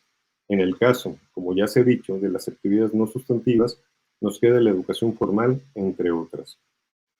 En el caso de los municipios, a pesar de su autonomía enmarcada por ley, el ayuntamiento se circunscribe en una serie de actuaciones administrativas que muchas veces no son apegadas a derecho, debido, de acuerdo a Weber, a la probabilidad de imponer su propia voluntad, siendo la parte que ha erosionado sistemáticamente sus actuaciones.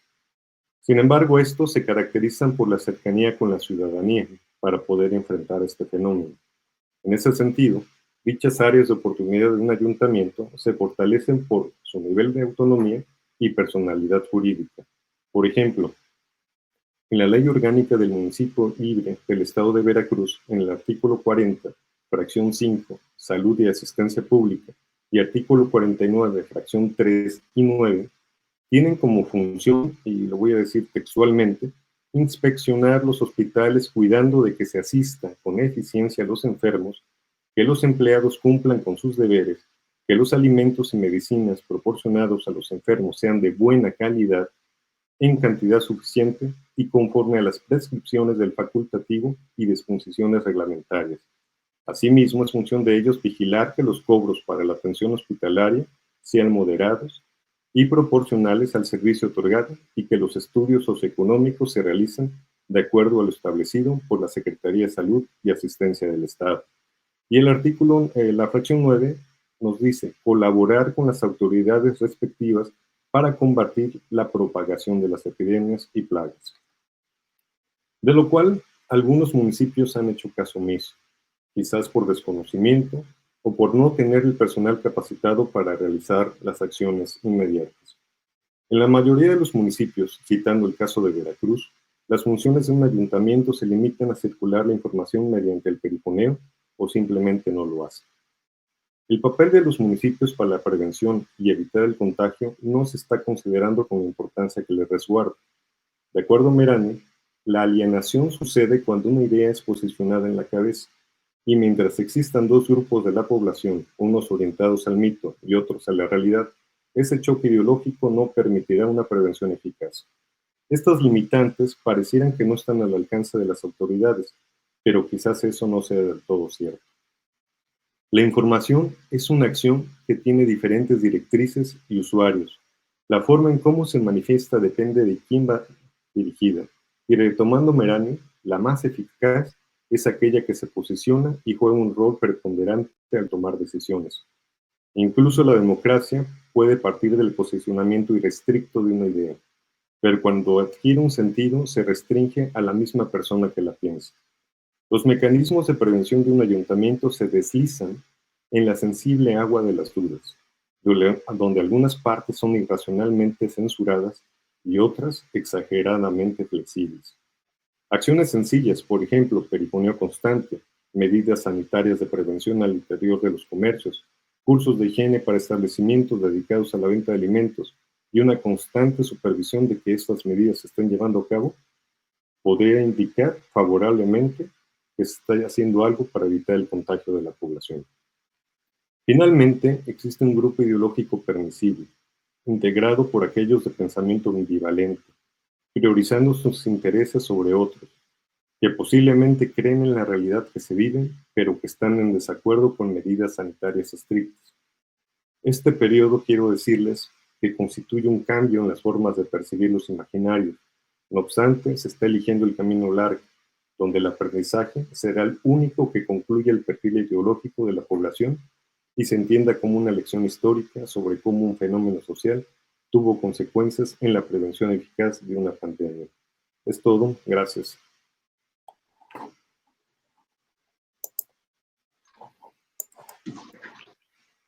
Bueno, pues muchas gracias al maestro Eulario. Un saludo afectuoso. Igualmente. Quiero, pues, de entrada, felicitar a cada uno de los participantes. Realmente han tenido un desempeño interesante porque cada tema que han abordado permite fortalecer, sin duda, pues, el material de este tema tan importante y de actualidad que sin duda podremos sacar un contenido muy importante. Ahora vamos a iniciar con la ronda final y de igual manera iniciamos de manera ya muy breve, como nos instruyó el doctor Carlos Antonio Vázquez Azuara, con la conclusión. Adelante, maestra Samaria.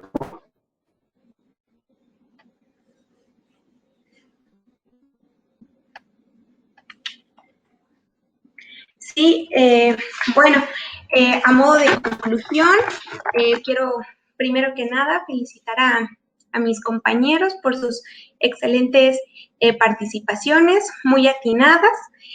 Bueno, realmente de ello queda claro que el tema de derechos humanos es muy amplio, realmente hay mucho que analizar al respecto, su protección y garantía en el Estado mexicano debe ser un tema de suma importancia. Todos los derechos que se abarcaron, tanto el derecho a la educación, la salud, el derecho al agua, el mínimo vital que estos deben concebir, realmente deben ponerse sobre la mesa y deben ser estudiados por el Estado mexicano para ser mejorados cada vez. Respecto al derecho a la educación, resulta evidente que hay trabajo pendiente en materia educativa y con la llegada del COVID, su compromiso con los estudiantes debe ser mayor, pues exige el uso máximo de sus recursos.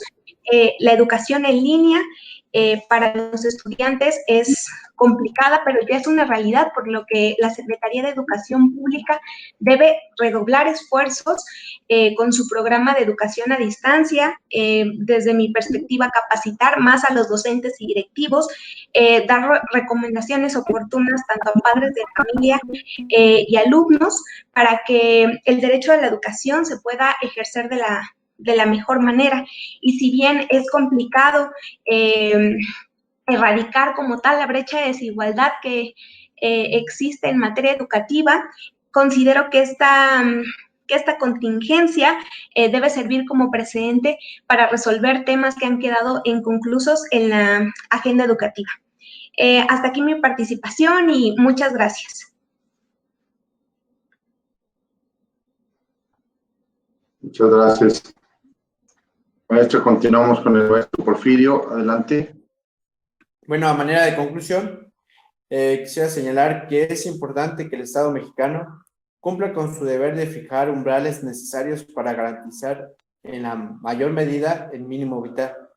Y en aquellos casos donde se restrinja, como es en el caso de la pandemia del COVID, debe hacer caso a los principios y conceptos básicos de derechos humanos para que las acciones que se realicen se encuentren plenamente razonadas, sean idóneas, necesarias, según el contexto para lograr un mayor respaldo legítimo, que es el único fin para restringir o limitar derechos.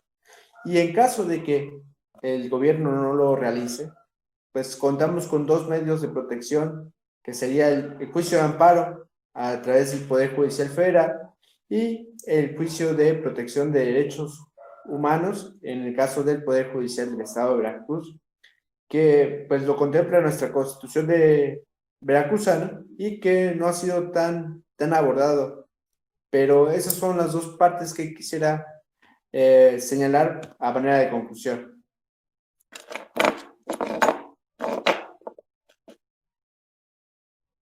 Adelante, maestra Elisa, por favor.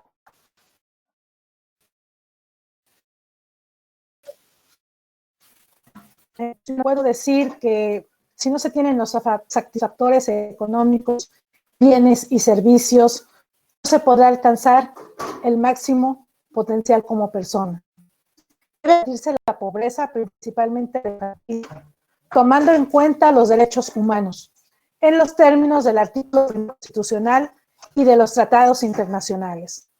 El derecho mínimo vital debe de ejercerse de manera provisional en estos momentos de emergencia por el COVID-19, a través de un padrón y un diagnóstico realista a fin de que sea efectivo y que sean proporcionados a todos los grupos vulnerables, para poder tener una vida digna para toda la población. Agradezco mucho la invitación a esta mesa de análisis y muchísimas gracias.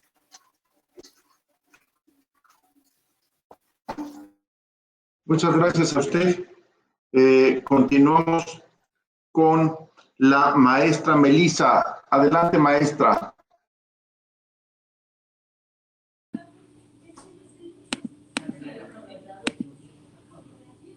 Muchas gracias, doctor.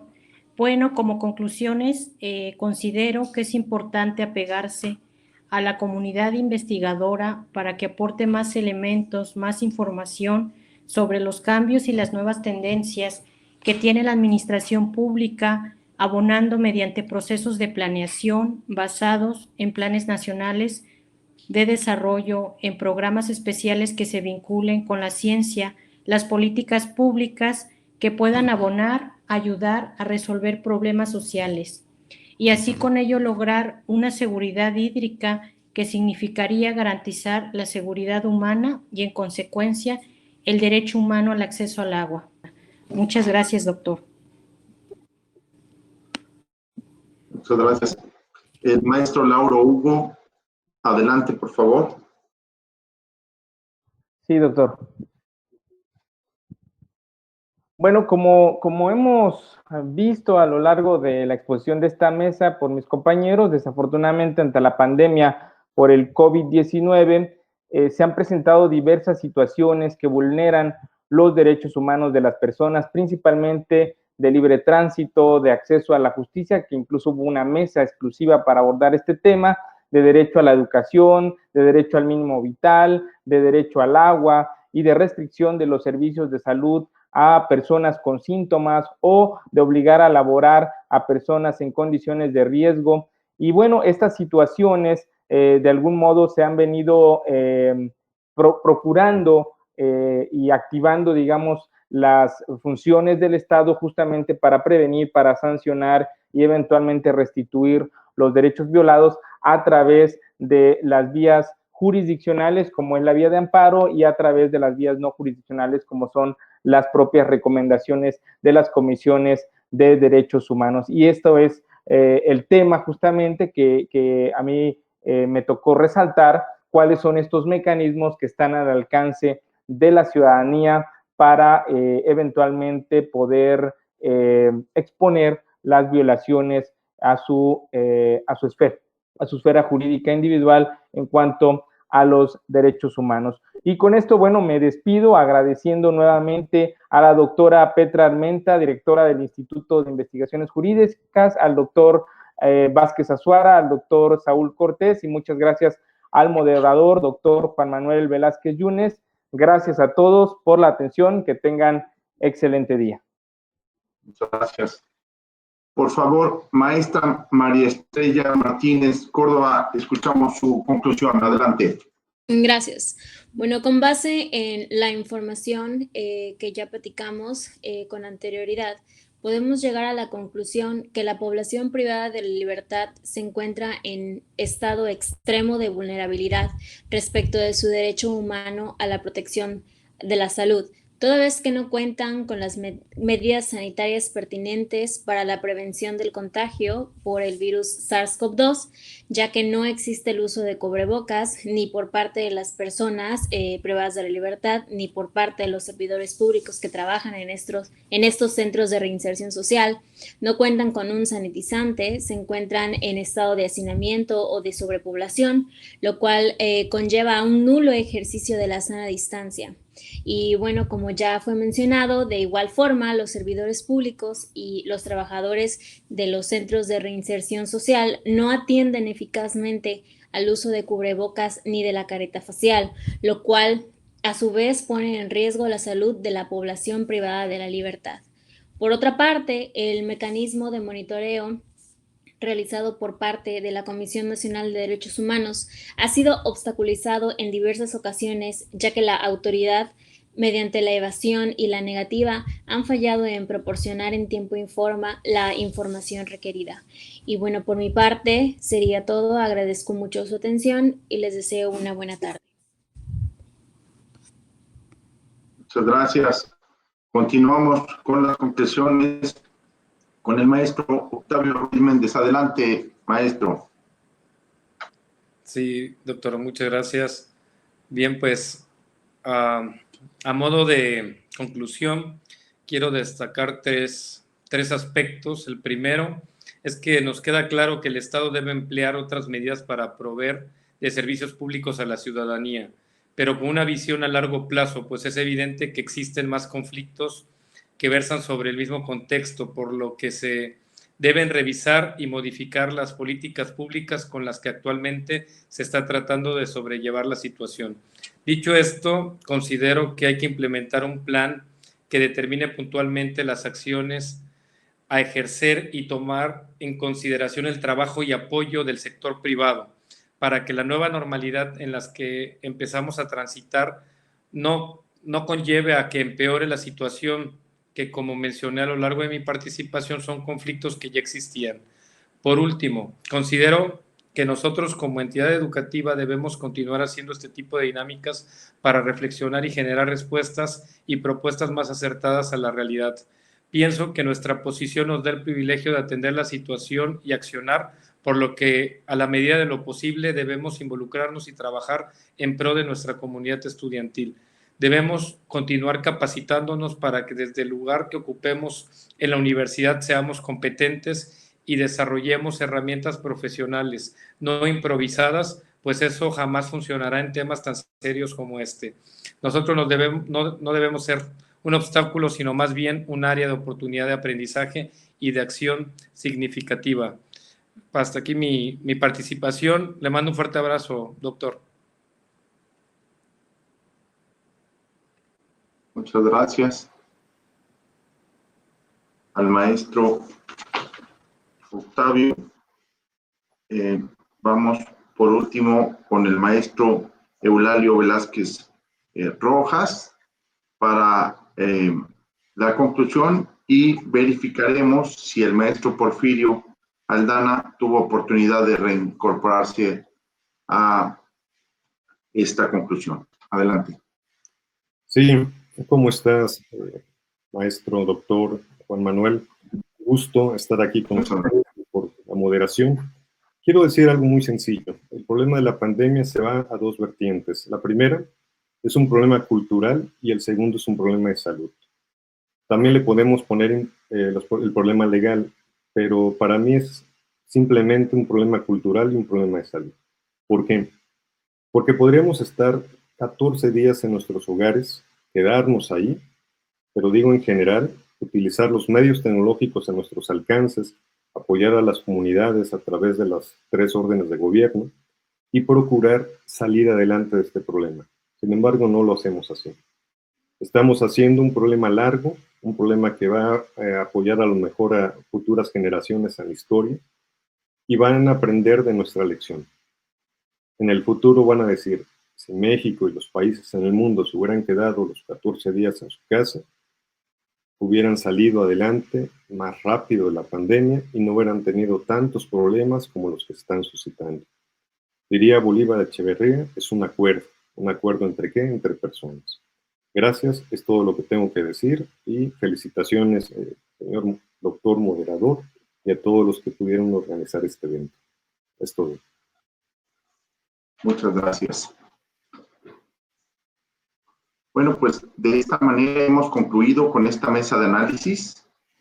Reiteramos nuestro agradecimiento y reconocimiento al trabajo desarrollado en este evento virtual por todas y todos quienes participaron con sus brillantes disertaciones, y por supuesto también le agradecemos muy profundamente a ustedes por acompañarnos en vivo a través de medios electrónicos en este importante evento académico. Quiero invitar a los doctores Carlos Antonio Vázquez Azuara y al doctor Saúl Cortés Viveros, coordinadores del presente evento académico, para que, si tienen la intención, regalen un último mensaje en este importante evento y actividad. Muchísimas gracias, doctor Juan Manuel Velázquez Núñez. Quiero agradecer primeramente a todas las personas que hicieron posible este proyecto, a los participantes, desde luego a todos los moderadores que participaron en las 6 mesas. Quiero agradecer también, desde luego, y no sin antes continuar con esto, agradecer desde luego el apoyo incondicional de todos ustedes, los seguidores, que estuvieron atentos a todas y cada una de las mesas de análisis que se vertieron en este espacio.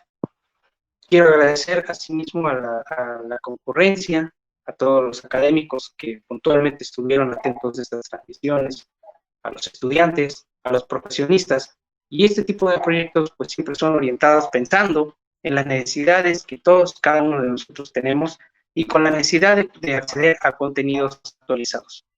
Para nosotros es realmente satisfactorio contar con un público amplio que tiene muchos deseos de aprender nuevas teorías, nuevos conocimientos, y desde luego, ante esta situación que estamos viviendo actualmente con la pandemia de COVID-19, nosotros como institución tenemos que enfrentar nuevos retos y desde luego aprender a resolver estos problemas. Ahora contamos con nuevas herramientas tecnológicas, herramientas de información, de comunicación, que hacen más fácil estas dinámicas. Hemos redoblado esfuerzos, ya que este tipo de situaciones regularmente representan un problema en las comunicaciones. Muchas veces las conexiones no resultan como uno quisiera, se cae la red o existen algunos problemas que son ajenos a nosotros.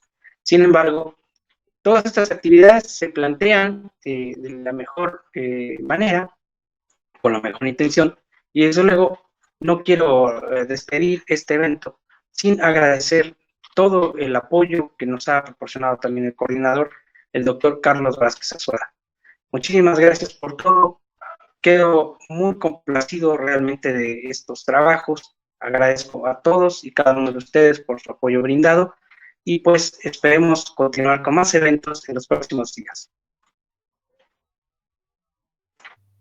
Muchísimas gracias, doctor Juan Manuel Velázquez. Muchísimas gracias a todas y a todos por participar en esta mesa de análisis y por supuesto que como un mensaje de cierre de todo este evento académico amplio que precisamente se constituyó de las diferentes mesas de análisis en el marco de la pandemia por el COVID-19 y pudimos advertir temas muy interesantes que fueron desde el ámbito de la perspectiva de género, del ámbito electoral, de las cuestiones de servicios de salud, acceso a la justicia, mínimo vital, entre otros tópicos que fueron sumamente enriquecedores para todos y para todos. A título personal, les agradezco, estimadas y estimados cibernautas, por habernos acompañado a lo largo de todas estas mesas de análisis. Agradezco profundamente a la doctora Petra Armenta Ramírez, directora del Instituto de Investigaciones Jurídicas de la Universidad Veracruzana, y por supuesto a mi amigo el doctor Saúl Cortés Viveros por estar conmigo en esta coordinación y quienes tuvimos la oportunidad de encontrarnos confeccionando estos trabajos, los cuales no hubieran sido posibles sin el apoyo de todas y todos quienes intervinieron y por supuesto que agradezco profundamente y expreso mi reconocimiento a las y los alumnos del doctorado en Derecho del Instituto de Investigaciones Jurídicas de la Universidad Veracruzana, quienes tuvieron a bien preparar las disertaciones que constituyeron el contenido de esas extraordinarias mesas de análisis que, por supuesto, quedarán ya plasmadas en la fanpage del Instituto de Investigaciones Jurídicas para poderse visualizar de manera perpetua. Así que reitero mi más profundo reconocimiento a todas y a todos quienes hicieron posible este evento académico, a los moderadores, por supuesto, que también llevaron a cabo un trabajo y una labor digna de reconocimiento, y obviamente a las y los cibernautas que nos complacieron con el favor de su presencia a través de Facebook Live. Muchísimas gracias y le regreso el uso de la voz al doctor Juan Manuel Velázquez. De igual forma, quiero manifestar mi agradecimiento a los organizadores por la invitación a este espacio de análisis. Me congratulo y felicito a los ponentes, así como saludo respetuosamente a la directora, la doctora Petra Armenta Ramírez, y agradezco la atención de todos. Soy su servidor, doctor Juan Manuel Velázquez Yunes, y de esta manera damos por terminada esta transmisión en vivo y las mesas de análisis. A nombre de la directora y los coordinadores del evento, agradecemos su atención. Que tengan todos y todas un excelente día. Muchísimas gracias.